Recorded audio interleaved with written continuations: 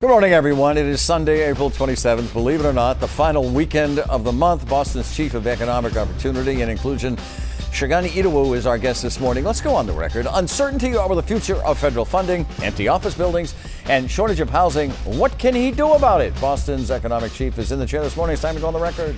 From WCVB Channel 5, the inside word from Washington to Beacon Hill. Today's newsmakers are going on the record. Welcome to OTR, everyone. I'm Ed Harding. And I'm Charmin Sacchetti. We can tell you at the table with us, Boston's Chief of Economic Opportunity and Inclusion, Shigani Idawu. He has served in that role since 2022.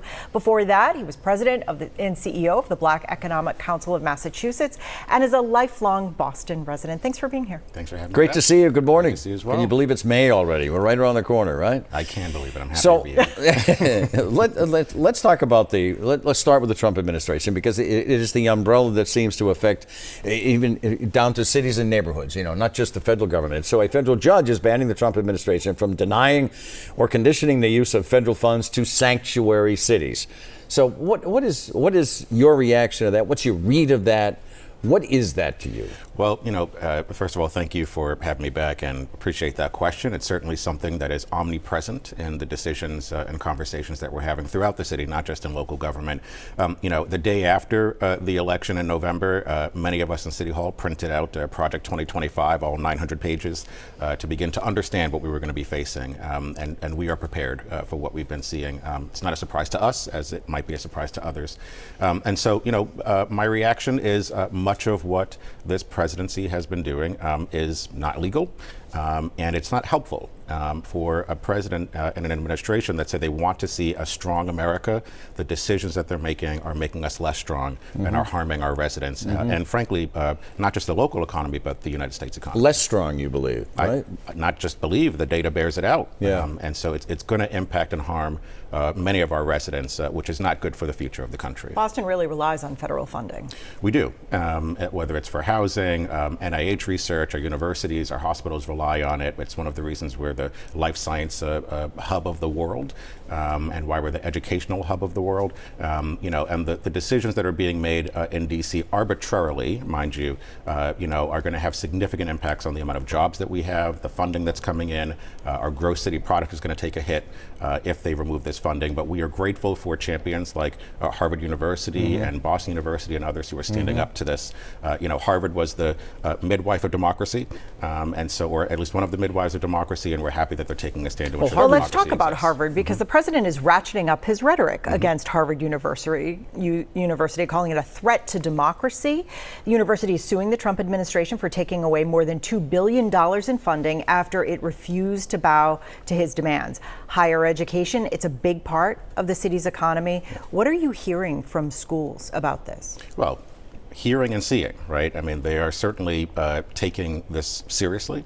But what I am grateful for is that they are not kowtowing, that they are not bowing, that they are not obeying in advance to what we see happening in DC, that they are standing up in unison. Harvard is not alone. And many times when we've seen threats to whatever part of our democracy, usually it's one entity or one person by themselves, but we are grateful that in this time they're all standing together. Harvard has ties to all kinds of industries in this state, certainly biotech, real estate, other industries. What's the impact on them if funding is frozen at Harvard?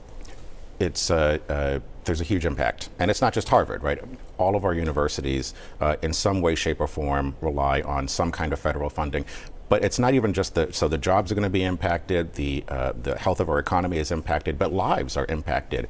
These are universities and medical institutions that are studying, how to defeat cancer, how to defeat, diseases that are harming so many of our residents. And so, yes, as the economic chief, I am gravely concerned about the impact on the jobs and on the economy, but most importantly, I'm worried about the impact on lives. So let's talk about Hasbro. For more than a year, Hasbro has been considering relocating to Boston from Pawtucket, Rhode Island. Now it appears the decision has been delayed again until the summer. Bottom line, is it going to happen? Is Hasbro going to move here? Is Hasbro going to move here? You know, well, first I'll say we were so grateful to welcome our new neighbors, Lego, here just a couple years ago, and they'll be moving into their space shortly. Hasbro, you know, we are continuing to keep the doors open. Boston, as Mayor Roos says, is a home for everyone. So we'd be happy to be a home for Hasbro. But you know, sounds like you're still waiting to hear. Well, we're waiting to hear. You know, they have to make really important decisions. Again, you know, the efforts of this administration or the policy stances are impacting every company in the United States. But I will say that Hasbro is not the only company that we are looking forward to welcoming to Boston one day. There are many others that are coming to Boston, opening up. But how big is uncertainty? You know, not just for businesses, but for the city as well. How big an issue is that? You know, stability is important, consistency is important, and for a lot of people who had criticisms of the previous administration, which I will say delivered so much that allowed us to support all 681,937 residents of the city, you know, there was consistency and stability. You knew day to day what was going to happen. With this administration, it could be 2 in the morning and a whole different tariff policy is announced, and that is not helpful for companies that are making long-term decisions. Because the president's still awake. That's true. Because the president's still awake. You're right. Yes. A major Boston tower just sold last week at a discounted price. 99 High Street is $100 million off the city's assessed value of the building. Now, Boston relies on property taxes heavily for revenue, much of it from big commercial buildings. If their value goes down, money for city services can start to dry up. So what does this sale tell you about how things are going? That Boston is worth investing in. And I have to say, you know, so that sale, the company that bought the building is Synergy. Dave Greeny, who's the CEO of that company, has been a longtime investor in the city. Grateful to him for his partnership. You know, he and the mayor talk regularly. So I'm grateful that it was Synergy that got that building because they care about the city, especially our downtown. But for me, what it shows is, and what we've been seeing is so many companies are choosing to come back to our downtown.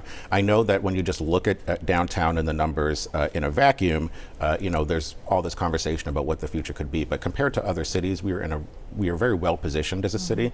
And you know, well, again, what kind of progress are you making in terms of some of these empty office buildings? Sure. Well, there are many things happening to ensure that our downtown remains strong as the core of our city. So, you know, JLL put out their quarterly report earlier that shows that vacancies are down. JLL. I forget it's a broker. Okay. Company. Thank you. And so they put out their Q1 report earlier that shows that vacancies are down, leasing activity is going up because companies are choosing to come to Boston. Foot traffic is up and nearing where we were in 2019. And so again, we see activity rising.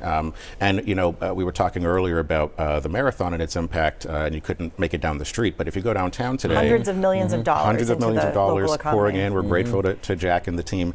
But in downtown, the same is true. If you are walking downtown, especially during lunchtime, during the week, hard to walk the streets because there's so many tourists and so many folks that are there to support our businesses. It's true. The mayor's expanding a program to offer big property tax breaks to developers who actually do want to convert downtown office buildings into apartments themselves. So have you had many takers, and how successful is it? So we've got about, the planning department has about 15 applications representing roughly 750 or more units that would be created, 1,500 new residents that will be downtown, and about 20% of them are affordable. So we're making progress, and earlier this year we expanded that to include workforce and student housing to kind of diversify the resident base in the city. What is the definition of affordable in Boston? You say 20% are affordable. What's the definition of that? Well, it's on a spectrum. So the AMI, or area median income, it's based on the percentages of whatever the area income is. Yeah. Got it. Mm-hmm. So Boston is moving forward with the renovation of White Stadium. Plan to make it a home for the National Women's Soccer League team and provide an updated facility for BPS students.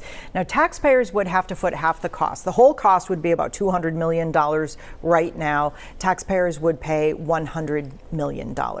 Why do you think this is worth it to the people of Boston? So I've lived in Boston all my life, and I've grown up in Dorchester, Roxbury, and Mattapan. My grandmother lives right down the street, actually, from White Stadium. So I've grown up taking walks around White Stadium, looking at the condition of White Stadium, being very nervous when I'm in White Stadium because it is not what it was 40 years ago. As Mayor Wu has said time and time again, $200 million is worth investing in Black and brown communities, and that's what this investment is. It's going to be a new state-of-the-art facility that's accessible to our students, our young people. Imagine a young person playing football or soccer that is in a state-of-the-art facility. Many other kids don't get to have that opportunity. So it's a worthwhile investment. I'm sorry to interrupt. I want to ask you, Josh Kraft is saying the stadium, well, it could be renovated. No, it seems like nobody's arguing the stadium needs to be renovated.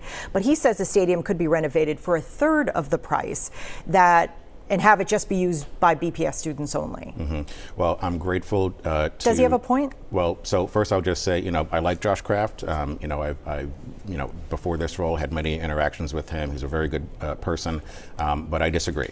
I actually think that having a public-private partnership is what is allowing us to provide a state-of-the-art facility that even a professional team could use. And we know that a professional team could use it because they're going to be playing there. And I think that's a way better investment than those who decided to look at what this could look like after the fact. I didn't see any of these plans or conversation about renovation of the stadium before the mayor moved down this path. Look at the bigger picture. Does Boston need White Stadium, have a professional soccer tenant, and 4 miles down the road in Everett have the Revolution Stadium?